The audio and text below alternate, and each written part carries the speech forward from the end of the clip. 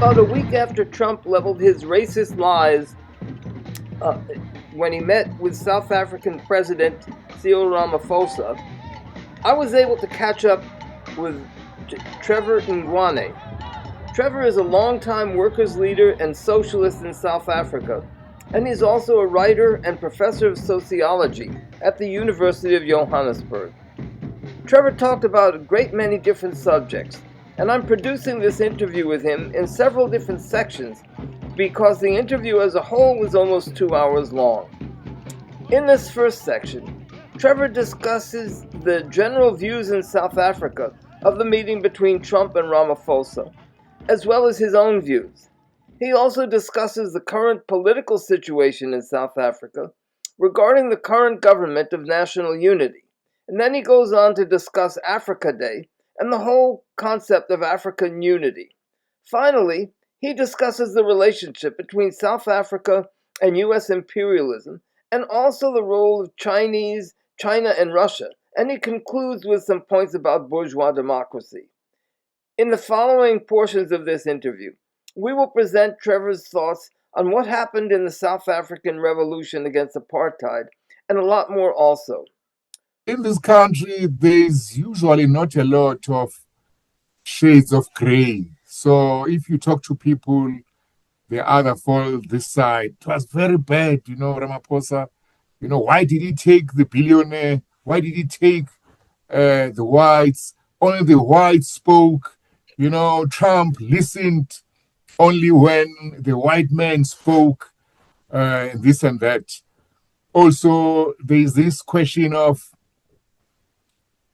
the white guy, his minister, who actually is the leader of the opposition, but now they are in a government of national unity. One of the white men called the political party Economic Freedom Fighters, and the other political party Umkhonto weSizwe, associated with Zuma. So that was that. Firstly, of course, there is that kind of inherent nationalism. He's our guy. He's representing South Africa. South Africa's more or less economic dependence or strong reliance on U.S. American business. Ramaphosa had no other way but to try and flatter Trump, and he couldn't really stand his ground or confront Trump.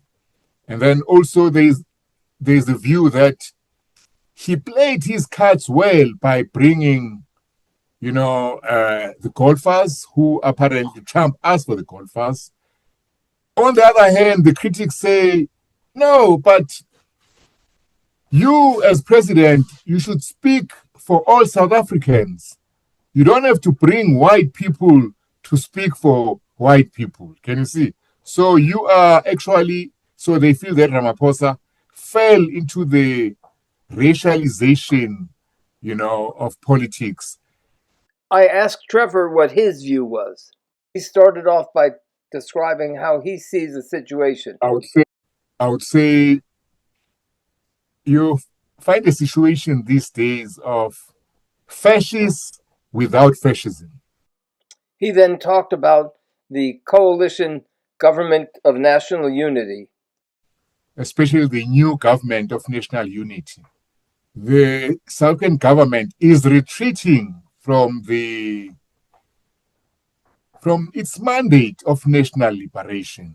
Can you see? Because remember, the whole struggle against apartheid was not just about getting rid of racism, but was also for economic justice. To summarize my point of view, John, I would say Africa is not for sale.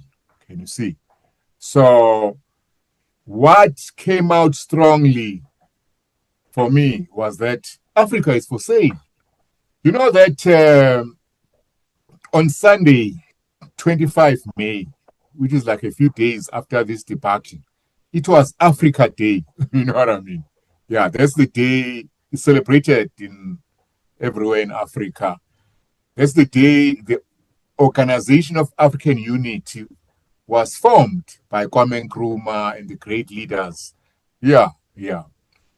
Now, the vision at that time was, at least Nkrumah, who was a socialist, by the way, was a radical form of Pan-Africanism, which was captured in his slogan, a United States of Africa.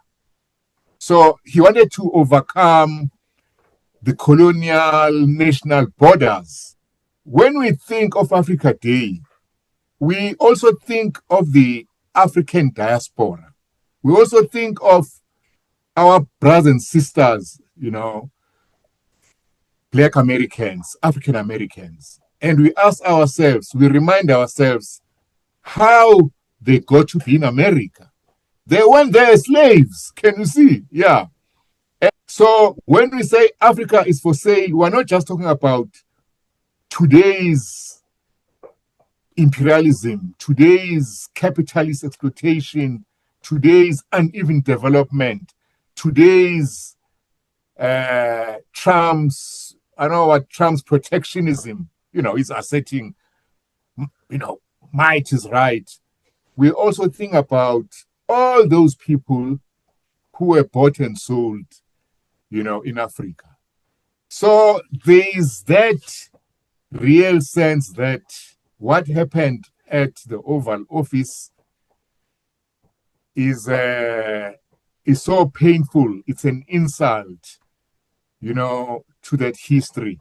Okay, on the other end, when Ramaphosa went to meet Trump, that same week, the big story in South Africa was the unemployment figures. So our unemployment rate, it's called the expanded definition. When you count everyone who is unemployed, it's at 40%. Can you see? More than 40%. With the youth, it's more than 60%. So there is a view that Ramaphosa, our government, must do everything and anything to actually make sure that the situation doesn't get worse. Everyone wants to make sure that their economies grow, that they can take care of their people. But in doing that, it becomes competitive, it becomes divided, and it ends up being a question of allowing right-wingers like Trump, who have managed to grab power. It's exactly that relationship with America, with global capitalism, which has left South Africa with an unemployment rate of 40%. Can you see? Yeah, because all the wealth, profit repatriation. And Trump's deal is not to actually help the countries, is to squeeze them more. You know what I mean? Yeah, because we know where he's coming from. The American economy is declining. John, the reason it's declining is because capitalism itself is in crisis. The biggest capitalist economy in the world is going to have a problem when the very system which it's on top of, is in crisis. On the issue of the Pan-African League and African unity, and the first thing that comes to my mind is the Arab League. And so it strikes me that the question is really, unity of who? Unity of the capitalist governments or unity of the working class? That question, John, it's very deep, because remember, there's this idea now that we are choosing between the East and the West. We are choosing between, BRICS, China, and the EU or America.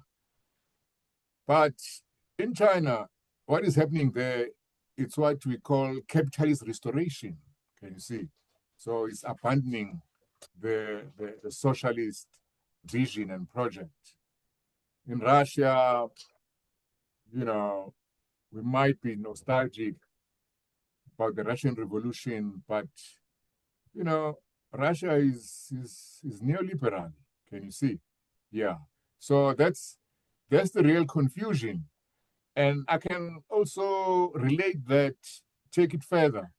So there's this whole thing about how Trump is backtracking from what I can call multilateralism. You know, the idea that there should be regulations, the United Nations, there should be the World Trade Organization, whatever. But the truth is that multilateralism did not do much to stop the suffering of the working class, not only in the global south, but sometimes in the global north. So I think this whole thing really, at the heart of it, it's class struggle. It's a capitalist crisis. And when there's a capitalist crisis, the bosses always try to make the working class to pay, making poorer countries or developing countries or third world countries pay a price is part of that class dynamic, if you know what I'm trying to say. Yeah, it's part of the class dynamic. Yeah, so yeah, I agree with you. Even Pan-Africanism, it should be, let's say, revolutionary Pan-Africanism, calling for socialism, uh, calling for, I don't know, workers' power, workers' governments. Bourgeois democracy has always been the dictatorship of the bourgeoisie, whether it's the Democratic Party or the Republican Party or the African National Congress. Can you see? Yeah. So, but now all pretense is gone now. Now, might is right.